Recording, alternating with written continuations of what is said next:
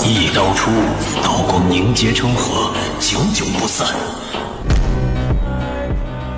Hello everyone, welcome back to the Anime Time HQ channel. Before we proceed, kindly support us and subscribe to the channel. Today we are diving into one of the most mysterious and high-stakes conspiracies in the entire Swallowed Star universe. We are covering the legendary acquisition of the Beast God Inheritance Token and the terrifying question that has fans debating across the cosmos. Was the peerless genius Luo Feng actually being protected by his second teacher? Or was the legendary Sitting Mountain guest simply using him as a pawn in a much larger, more dangerous game? This is based strictly on the novel lore, so it will offer a deeper level of detail than you might see elsewhere. And without further ado, let's go into the story. The narrative shifts to a time of immense tension following the brutal trials of the Star Tower. Luo Feng has emerged as a figure of legend, but his journey is far from over. Enter Sitting Mountain Guest, a being whose power is so vast it defies human comprehension. This is not a teacher who offers warm words or easy pass. Sitting Mountain Guest is a creator, a being who spent billions of years manipulating genetic lines to create the Earthlings. To him, Luo Feng is the most successful seed he has ever planted. But a seed is only valuable if it can survive the most lethal storms the universe can throw at it.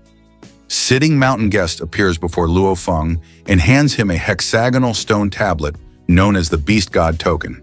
To any warrior in the universe, this is a priceless treasure. It is a direct invitation to the Ancestral God School, the #1 power in the cosmos. It is the only place where one can truly master the merging laws of the Beast God. But here is where the trap begins to form. Sitting Mountain Guest is brutally honest. He tells Luo Feng that while the human race might provide a safety net, he will not. He explicitly states that if Luo Feng dies, it simply proves he was a failure, and Sitting Mountain Guest will simply wait another several billion years for a new candidate to arise.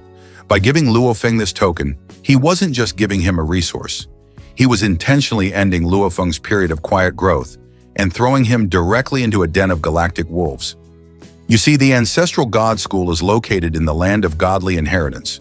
While it is technically a neutral zone where killing is forbidden, it is also the gathering point for the most talented geniuses from every pinnacle race in the universe.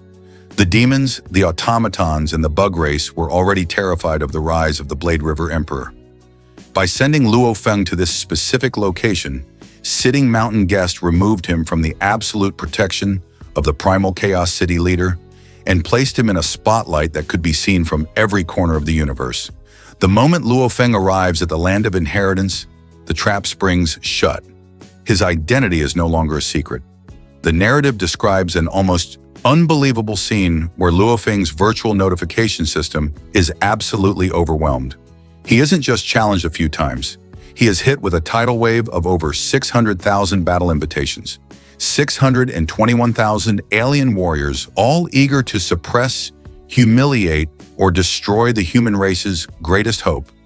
Why would a teacher do this? Sitting Mountain Guest knew exactly what would happen. He knew the 3 major alliances would send their best assassins. He knew they would offer rewards of true treasures just for Luo Feng's head. This was the trap.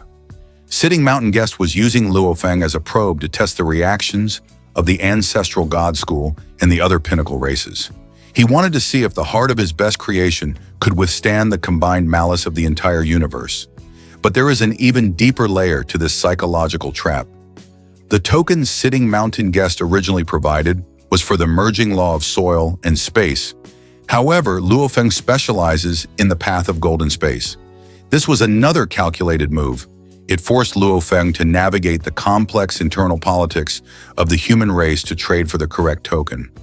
It was a test of his strategic mind and his ability to leverage his own value.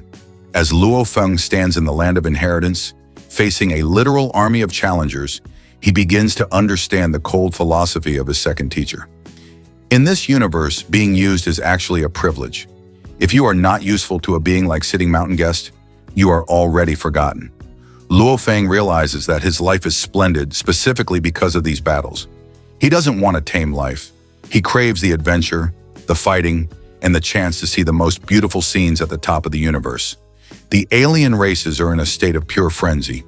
They realize that if Luo Feng survives the land of inheritance and masters the beast god path, he will become a universe master capable of suppressing them for eons. They try everything. They smuggle in assassins, they coordinate suicide attacks, and they attempt to shatter his mental state through the sheer volume of challenges. Yet Luo Feng treats the situation with an infuriating composure. He uses these 600,000 matches as a massive training ground. He systematically dismantles his opponents, amassing glory points and sharpening his law comprehension at a rate that defies logic. Every time he wins, he is proving that Sitting Mountain Guest's experiment was a success.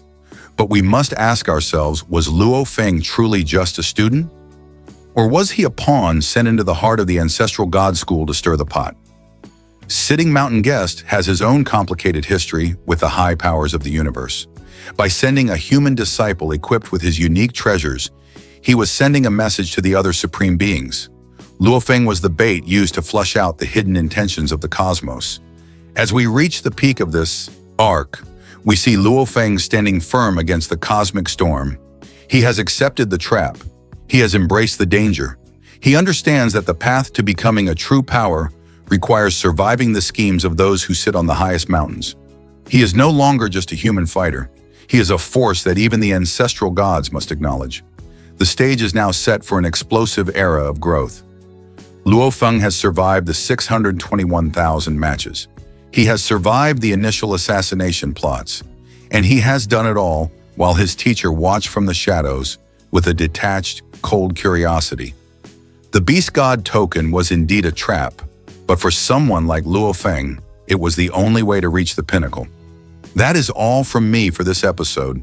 The relationship between a master and a disciple in the world of Swallowed Star is never simple, especially when it involves a being as ancient and calculated as Sitting Mountain Guest. What do you think? Was Sitting Mountain Guest being a good teacher, or was he being a cruel puppet master? Let me know your theories in the comments below. Kindly support the channel by smashing that like button and subscribe to Anime Time HQ for more deep lore analysis. Thanks for watching. We'll see you in the next one.